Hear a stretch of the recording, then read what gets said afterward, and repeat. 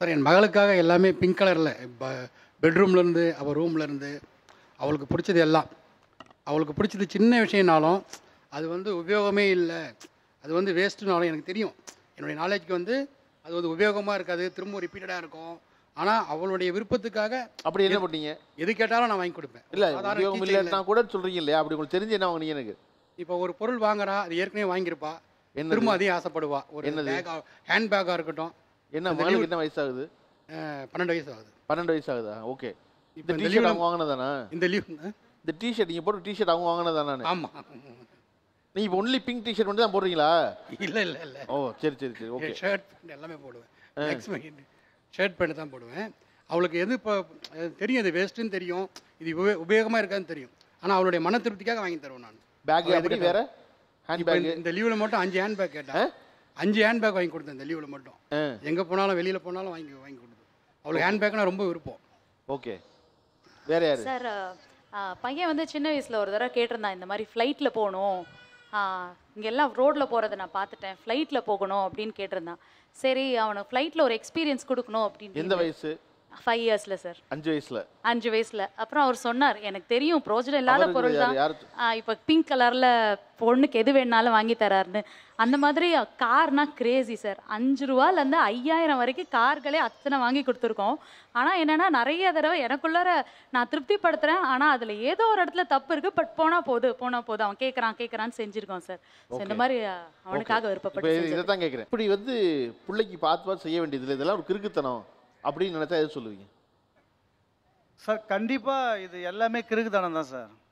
ஏன்னா எல்லாமே சுயநலமாக தான். நான் சின்ன வயசில் கஷ்டப்பட்டேன்னு சொல்கிறாங்களே தவிர, குழந்தையா பிறந்தா எல்லாம் கஷ்டப்பட்டு தான் அப்பா அம்மா சொல்லி கொடுத்து அந்த அறிவில் வளர்ந்து நம்ம பெரிய ஆளாக வந்து இந்த சமுதாயத்தில் நிற்கிறோம். ஸோ யாரும் இங்கே சும்மா வந்துட முடியாது. சும்மான்ற வார்த்தையை நம்ம வாழ்க்கையில் ஃபுல்லாக திணிச்சிட்டோம்.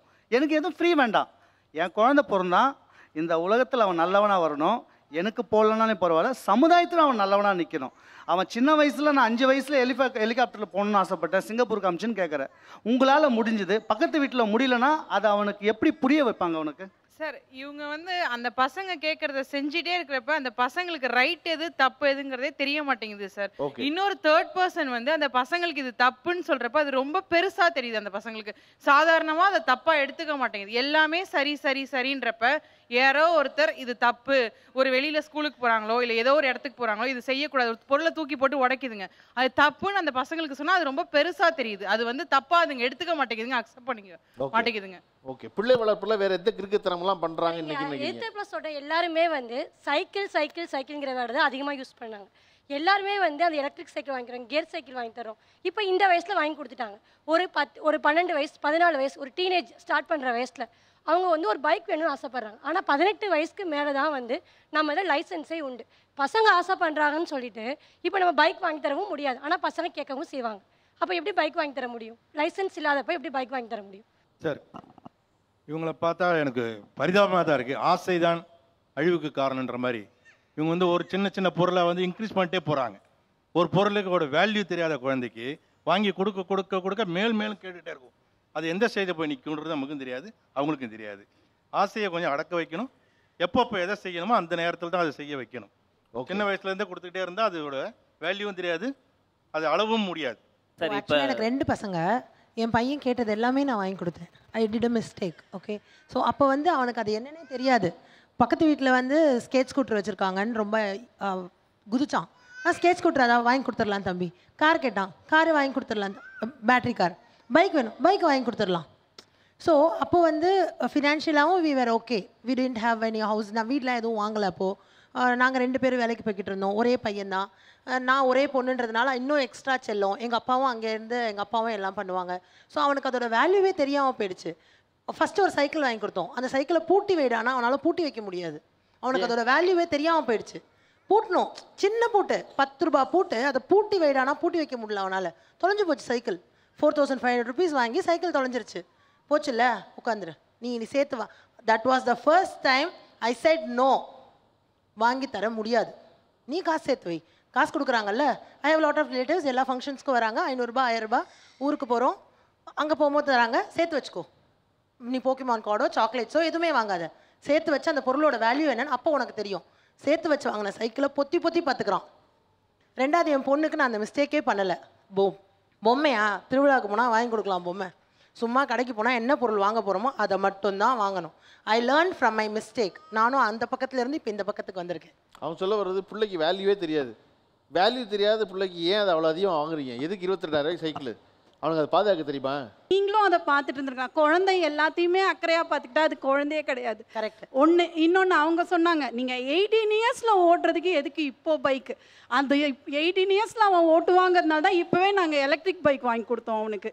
எங்களோட ஆசையை நாங்கள் சரி பண்ணிக்கிட்டோம், அதே சமயம் அவனோட பாதுகாப்பையும் நாங்கள் அங்கே உறுதிப்படுத்திக்கிட்டோம். அவங்க என்ன சொன்னாங்க, என் ஒய்ஃபுக்கு என்ன தேவையோ அதை அப்பா இது பண்ண முடியல, இப்போ எல்லாத்தையும் குழந்தைய வச்சு கேட்டு வாங்குறாங்க அப்படின்னு சொல்லிட்டு.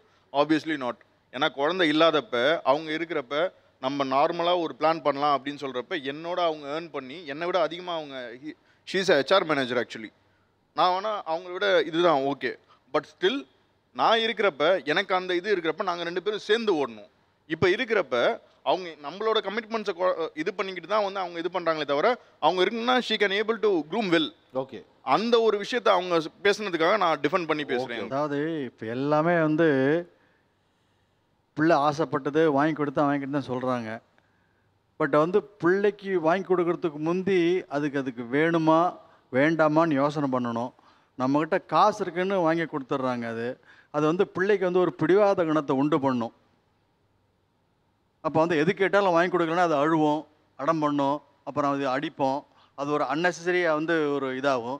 இதே பிள்ளை வந்து நாளைக்கு கல்யாண வயசு வரும்போது எனக்கு இந்த பொண்ணு தான் வேணும்னா பண்ணி கொடுத்துருவாங்களா? சார், அவர் மேடை இதுக்காக என்னை டைரெக்டாக டார்கெட் பண்ணல. பட் ஆக்சுவலாக அவர் சொல்கிறது கரெக்ட் தான். வேல்யூ புரிய வைக்காமல் இருக்கு. ஆனால் எனக்குள்ளே இருக்க ஒரு குழந்தை குமுறலோட வளர்ந்துருக்கு.